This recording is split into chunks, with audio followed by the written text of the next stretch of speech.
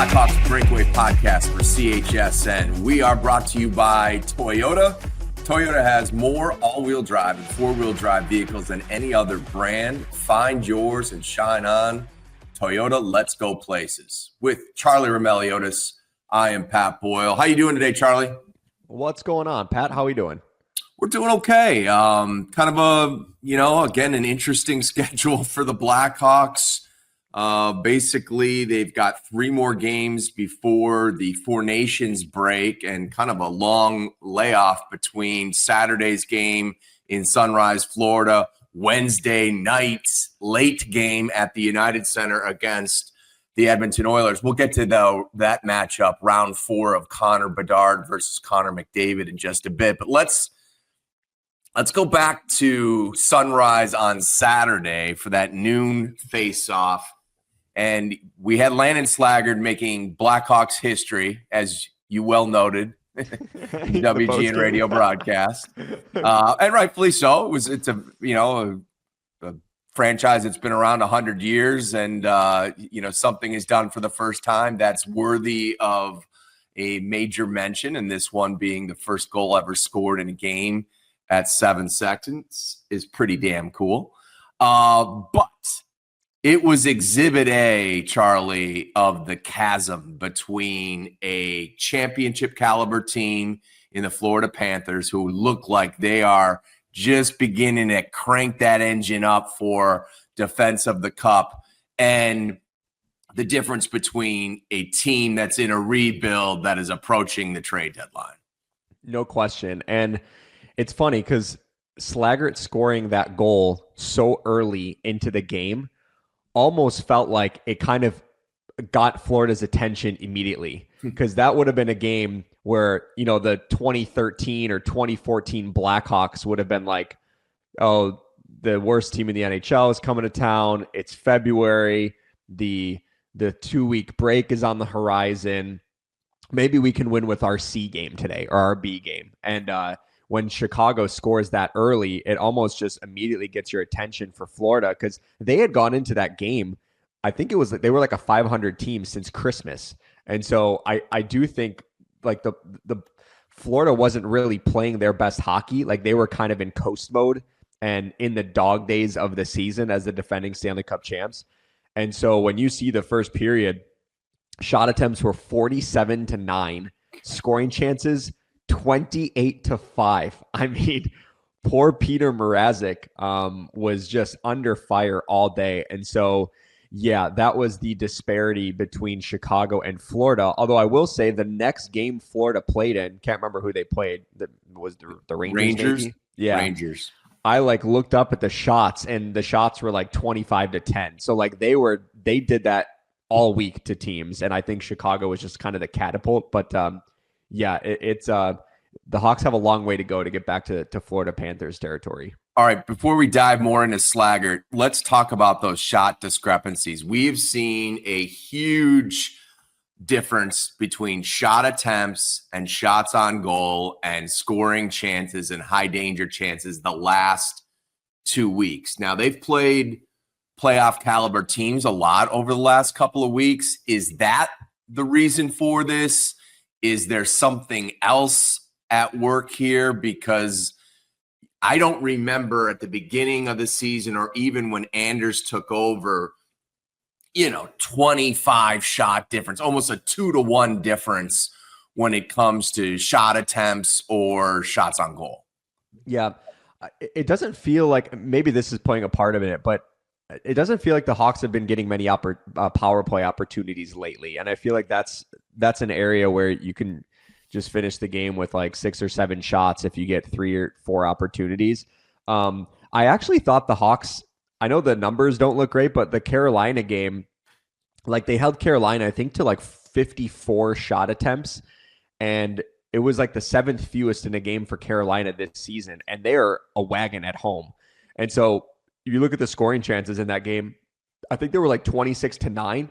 But the high danger chances were 8-4. So the Hawks did a good job of limiting their chances.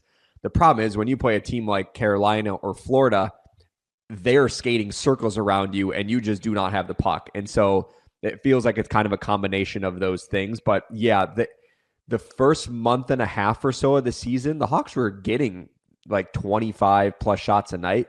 But now it feels like there have been a lot of games where they're like between 18 to 22.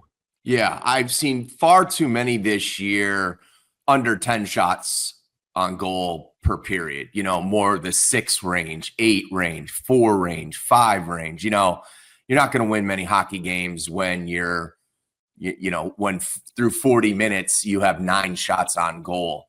The one positive I would say about that road trip was obviously the win in Florida, but it was the play of Landon Slaggert. And to be quite honest, Charlie, we saw this from him in his limited time last year when Notre Dame didn't qualify for the postseason. And so it allowed Slaggert to sign his entry-level deal and play, a lot more than just like what Frank Nazar got after Michigan was eliminated. And, we saw him score a handful of games into his NHL career. We saw that second and third effort. We saw the speed. We saw some edge on the forecheck.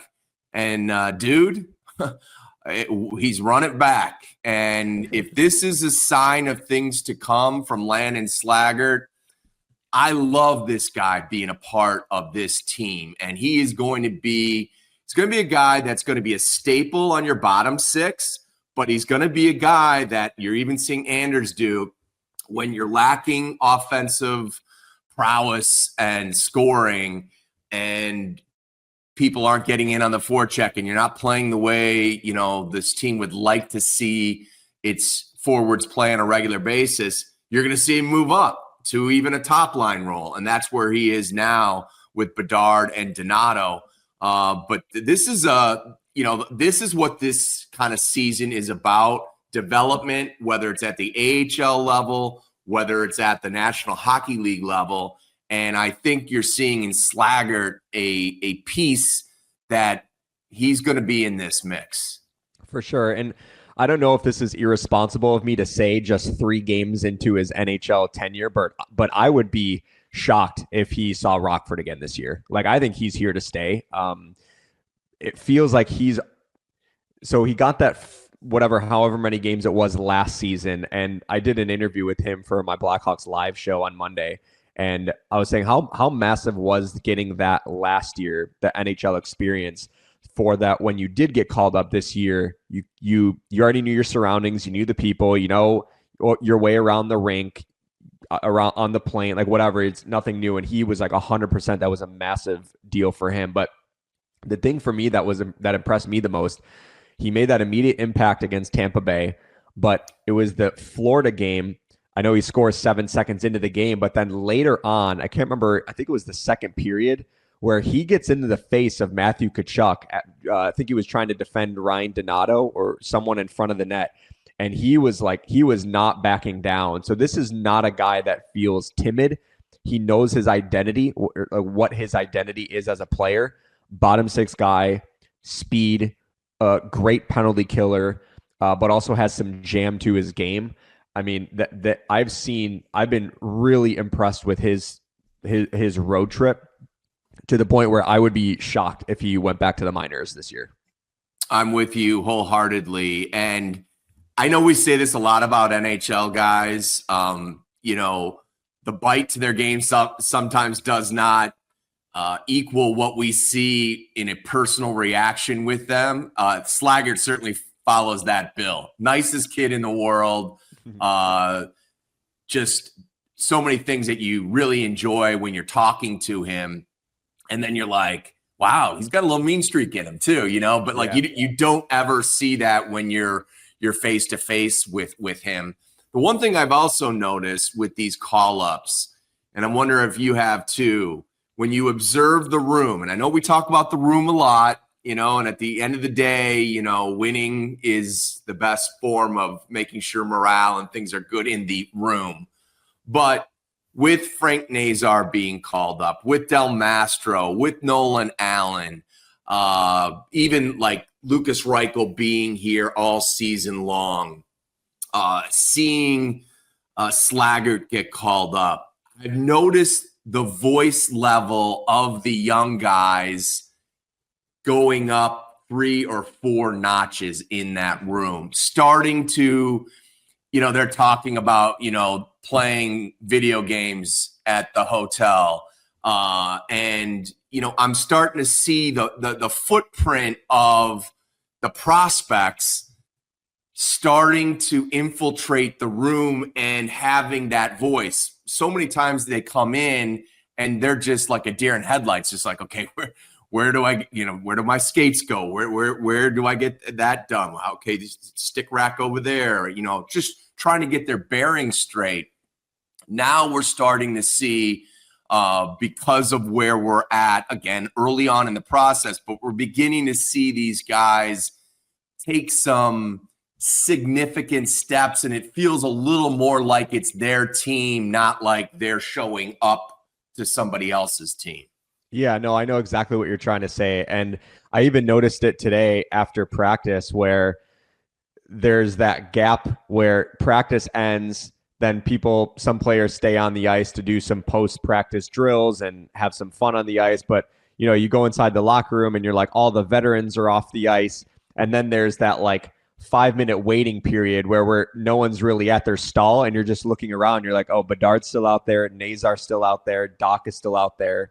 𝗏maestro's still out there. Slaggert. You're like, oh, all the young guys are still out there. So it's like, this is their time to have sort of a bonding experience, but they also have so much energy and they want to get better as a group. Like even when I was doing my interview with Slaggert yesterday at his stall, Nolan, he's sitting right next to Nolan Allen, and Ethan 𝗏maestro is sitting on the other end of the locker room with some of the other defensemen.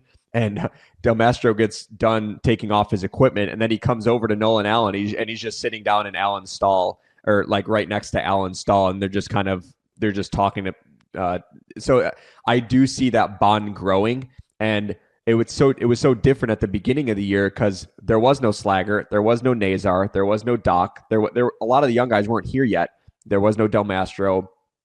And so it's cool to see more of a migration of the younger players, and you're seeing the gap being bridged a little bit more. One other thing, again, as we pull the curtain behind back a little bit to kind of give you guys some insight to what we're seeing. We talked about it on this podcast a couple of weeks ago, maybe 3 weeks ago even, just talking about the mundane, feeling how these guys are always talking about something negative, namely the wins and the losses and the lack of points. And we were talking about they're so competitive, come up with some other things during practice that can work as a tool to improve them. Also, it can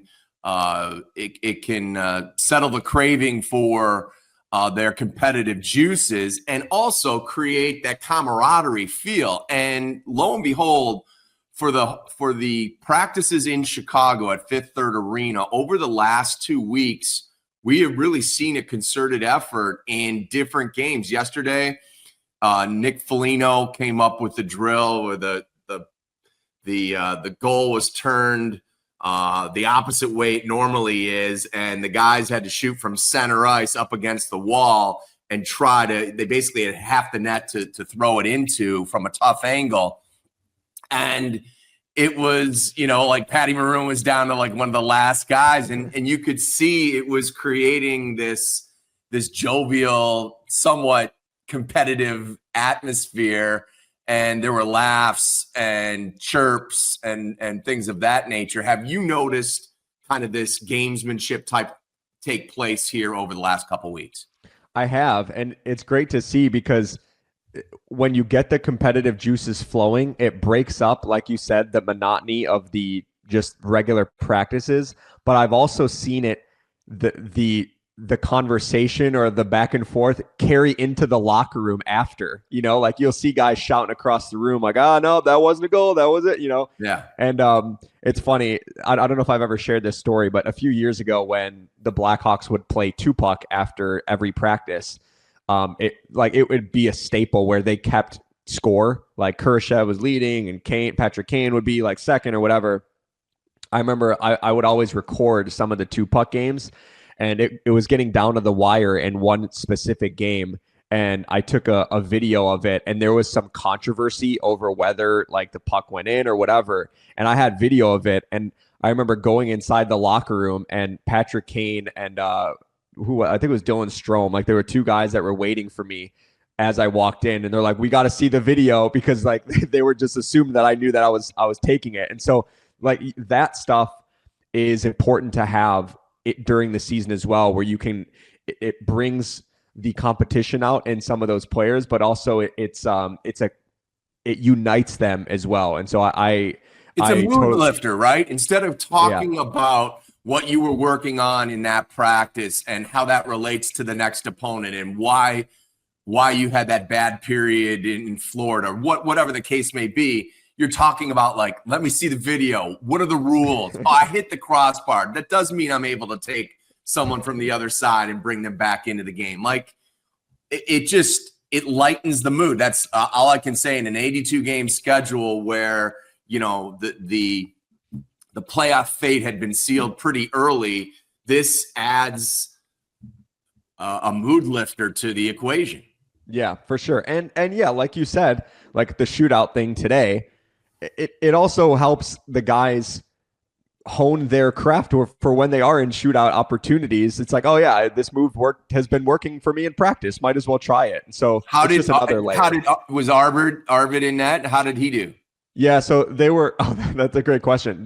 So it was Arvid on the left side, Mrazek on the right side. Arvid actually did okay, but it was weird because both teams had an opportunity to shoot on both goaltenders. So it was like you get one opportunity to score on this end, and then you get another opportunity to score on that end. And if you go 0 for 2, you know, then you're still in the pile, right? And so Arvid did okay. I'm trying to think of who was it, the red team or that shot on him, or I guess both did, but yeah, he was okay. He made some saves. Well, that's good. I mean, because we documented he's 0 for 9, you know, in shooters he's faced so far. So like that could be a positive step for him. All right, switching gears. I thought the Hawks made a real smart move with the AHL All-Star break this week. Artyom Levshunov was called up for the reason of just practicing with the NHL club. And we talked about it earlier about these young players getting acclimated to the NHL life, feeling comfortable in their workspace, feeling comfortable with their teammates. This to me made all the sense in the world. When I try to evaluate how a rebuild is going, I look to things like this: break in schedule, back-to-back practices, lengthy practices, opportunities, and you call up your second overall pick, give him a pat on the back for what he's done so far in the AHL and giving him a taste of what he has in the future. This made all the sense in the world to me, Charlie. Yeah, and credit the Blackhawks too for kind of providing context on this call up right away, so that kind of tempers expectations from the fan base. I love this too, and Levshunov, obviously he missed all of training camp in the preseason with the right foot injury, so he didn't really get an opportunity to immerse himself in that environment, because as he was working his way back, it's like the second he got cleared to practice, he got sent to Rockford to practice with the team. And so it's great that he gets to be around it. The guys get to be around him, and the Hawks are able to use their NHL coaches to work one-on-one with him during the week that the All-Star break is happening. So great idea by the Blackhawks, and it was fun to catch up with Artie. I was going to say Artie, but Artyom the other day too. Okay, let's talk about some of the lineup changes we're going to see. It looks like Craig Smith is back from injury, so he's going to be on that fourth line with Reichel and Maroon. It's going to be Slaggert, Bedard, and Donato. So the first time since, now I know they were split up in that Florida game, but for the first time since December 21st, in essence, Bedard and Bertuzzi are going to start a game apart. Your thoughts on that? I'm a little surprised. I think it made sense to go away, just change up the lines in the middle of the Florida game because everything was going nothing was so going poorly. right. Yeah, nothing was going right. There was not even one line that was clicking. And so I understood it. But I don't mind the idea of Slaggert with Bedard because clearly, like, Slaggert has been playing very well. But I don't know if I would have gone away from Bedard Bertuzzi just yet. Like, I still think that has been a duo that's been working, even though they've cooled off a little bit. I would have liked to keep, we were talking about this a couple of weeks ago, but keep two of the same together and then kind of rotate the third player. I wouldn't have minded if they would have kept Bertuzzi and Bedard together and then promote Slaggert on that line because he kind of brings that speedy type physicality, hard guy to play against to that line as well. It looks like Colton Dach and 𝗵ille will be the extras on Wednesday night, which begs the question, you don't want Dach being a healthy scratch too many nights. You'd probably rather send him back to Rockford so he could play in every situation and develop. That's kind of that balancing act. Quite frankly, they want to see more physicality out of Colton, right? Yeah, for sure. And I think physicality is one thing, but I think they also want to see him like hard on pucks, forechecking hard, because there are games where I'm like, oh, he had 3 hits or 4 hits, but then you're like, where do they come again? And so you're thinking about it. And the interesting thing is, so I think the Hawks are going to have to make a roster move to activate Craig Smith. So I'm assuming they would send Levshunov down to make that work, or I'm not sure, but for Dach, I thought he had such an impactful first game with the Blackhawks, and it's like you wish that he could bottle that up, that first game that he was here where he was incredibly impactful, and kind of project that over the course of the long term. And that's always been his biggest knock, is the consistency of doing it night in and night out. All right. It's been a crazy NHL trade deadline, or I'll call it Four Nations deadline. It's been a crazy NBA situation as they approach their deadline this week. We made the comment last week that this NHL is feeling more like the NBA, and then they pull off the biggest trade in NBA history, maybe in sports history, with Luka going to the Lakers.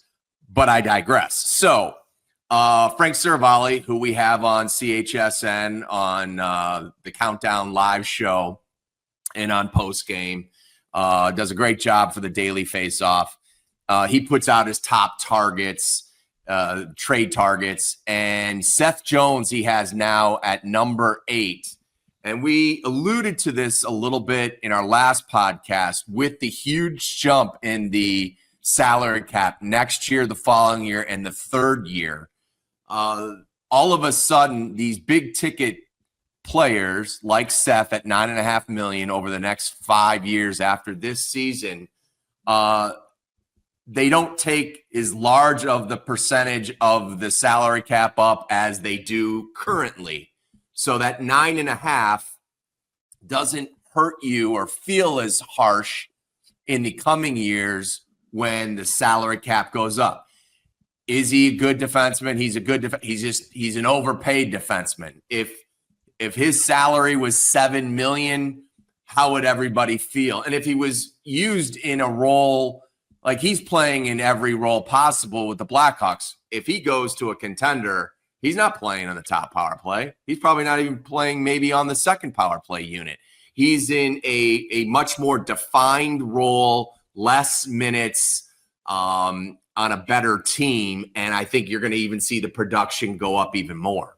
Yeah, it's interesting because Seth went from not even being on the list to now he's number 8 on the list, and Frank had said in there, it sounds like talks are picking up, was his quote, which is interesting because I'm right there with you. So here's what I'll say. I've always said this. It feels like a Seth Jones trade is more likely to come in an offseason than it is midseason, just because it's a really complicated deal to pull off in the middle of the season, not just because of the cap hit, but because there's a full no movement clause attached, when Colorado traded Rantanen, there wasn't any trade protection. It was just like they got to figure out how to make the money work. When you're working with a player that has a full no movement clause, you're very selective into which teams could be a possibility. And so the interesting thing about this, like as we're recording this, Pat, so when Seth Jones got traded to Chicago, when he made it known that he had wanted to trade out of Columbus, there were two teams that he wanted to get traded to that he would only had signed a long-term deal, and it was Chicago or Dallas. Well, as we're recording this, literally 5 minutes ago, 𝗵𝗹 𝗟𝗂, the Dallas All-Star defenseman, had knee surgery in New York this morning, and he is month to month. Wow. So if you're looking at Dallas, they already have Tyler Seguin on LTIR, so it's likely he's not going to return before the regular season. Who knows if 𝗵𝗹 𝗟𝗂 is going to be back for the regular season? I don't know what month to month means. Like, is it going to be March? Is it going to be April? I mean, we're 2 months away from the end of the regular season. That's an $8.45 million cap hit. If Dallas is one of the teams interested, and Seth would clearly probably entertain that possibility. Oh, he definitely would. I mean, yeah. It's where he makes his home, and it's been rumored that that's where he wants to go first and foremost. Yeah, and so I think there could be a match there. And for Dallas, Jamie Benn's $9.5 million contract will be coming off the books at the end of this season. Now, they do have to pay Wyatt Johnston, who's gonna make a nice chunk of dough after this year. But it is interesting as this is evolving. If this is going to get serious at some point in between now and March 7th, so within the next month, I mean, that seems like a real possibility if it does get serious. Before that, I would have said I'm not sure Dallas is in because they just traded for 𝗏𝗏 and Michael Granlund. So it was like, okay, they kind of made their move where they get rid of a first round pick for a defenseman. But I don't know. Like I was looking at like Matt Dumba. He's been relegated to like a third pairing role. So it's like if you need to make the money work, like if you're Chicago, do you take him back and try? So interesting options now that this development has happened. One other thing, I was listening to 32 Thoughts, the podcast, and they made the point because of the jump in salary cap over the next handful of years, there are teams right now that are looking at that saying, I don't know how close we're going to be able to get to that ceiling. You know, they're going to be more on the floor side of it. So if you're in the mix right now to make a run at the cup, you might be more inclined to push your chips into the middle of the table this season because you look at the next 3 years from a competitive money standpoint as being a big challenge to maybe your cash-strapped team because of the uncertainty with RSNs and all the different things that are going on in sports. So I thought that was an interesting take on it as well. Like while the influx in the cap space, while the rich are gonna benefit the most, the teams that are in the best financial situation. And then, you know, we got to factor in, especially with tariffs and whatnot, we got to factor in the Canadian dollar and what it means to those Canadian teams versus the American teams, which is a real thing. Yeah, and that's a great point, too, because there are a lot of teams in the NHL, most notably the smaller market teams, where they will try to find a really good player that's at a respectable cap hit, but the actual dollar amount that they're paying is on the lower end. And I don't know if this has any impact, but Seth Jones's contract with Chicago, year one, his base salary was $10 million. Year two, his base salary jumped up to $12.5 million. Year three, which is right now, base salary is $12.5 million. After this year, it's going to go 10.5, then 8, then 7.5 for the remaining 3 years. So if you're a team that you're like, okay, the actual cash might work here for, you know, Dallas, I don't know if they're one of the teams that maybe are nervous about spending all the way up to $113.5 million in 3 years, the actual dollar amount for Seth Jones would be 7.5, which is actually, ironically, probably what he would be worth right now. Wow. That is, again, that's real money. And with the cap going up, I think teams are looking at the real money that they're putting out, knowing that they're going to have the cap space to deal with, extra cap space to deal with it. As we wrap things up, let's throw a little kudos to Kevin Korchinski. He was named MVP of the AHL All-Star Game challenge last night with a goal, 4 assists. He scored in the shootout, and the Central Division was victorious. Congrats, Kevin Korchinski. Yeah, cool to see. Frank Nazar was the first representative for Rockford. Then he got called up by Chicago. So then Rockford needed a replacement. And so Cole Gutman was the Ice Hogs All-Star rep. And then I actually don't know how Kevin Korchinski became an All-Star too. I think there might have been an injury somewhere else within the division, and he just became the second rep for one team because maybe the other team had multiple reps. And so it was cool to see. I saw his breakaway goal that was a really nice goal for him. And then I woke up this morning and I saw a picture of him taking a picture with a card that said All-Star MVP. So congrats to Korchinski. And then on Wednesday night, albeit late, it's round 4, Connor Bedard versus Connor McDavid. When these two teams met last month, Hawks had a 2-0 lead, a 3-1 lead, and they ended up losing, 4-3, I believe was the final? Yep. Yeah, that was when McDavid and Bedard, both of them, their families had a suite at the UC on Hockey Night in Canada. So that was really cool. I will say this, Pat, I'm a little nervous about this game for Chicago because Connor McDavid was a -2, and he was held off the score sheet in the last meeting against Chicago at the United Center. So I feel like this could be a game where McDavid flexes his muscles and has a big night. So hopefully, though, that doesn't happen for Chicago. 8:52 puck drop. Oh, boy. Yeah. Speaking of flexing, I'm wondering if TNT or ABC is looking at the schedule going, can we flex that? Maybe not. So anyways, it'll be a late puck drop if you're going to the United Center. Again, 8:52 because it's on national TV and it's part 2 of a doubleheader. That is going to do it. I mean, I'll tell you what, with the 𝗗cie𝗄𝗹 situation in Dallas, you have perked my ears up, my friend. I did not realize that, he had surgery today or yesterday. That really could be interesting with the Seth Jones developments. Yeah, and originally 𝗗cie𝗄𝗹 was supposed to be out week to week. And so I was like, oh, okay, it doesn't sound like it's going to be too long. And so then today, month to month sounds like LTIR. And see you game 1 of the playoffs. Exactly. And Seth Jones, come on down. I mean, think about that. That's $9.85 million in LTIR for Sagan, and then $8.45 million in LTIR for 𝗗cie𝗄𝗹. And Dallas is probably like, we've seen this too many times with Vegas. We are absolutely it was Tampa Bay when they printed the T-shirts like X amount of million over the cap. What was it? Right. So right.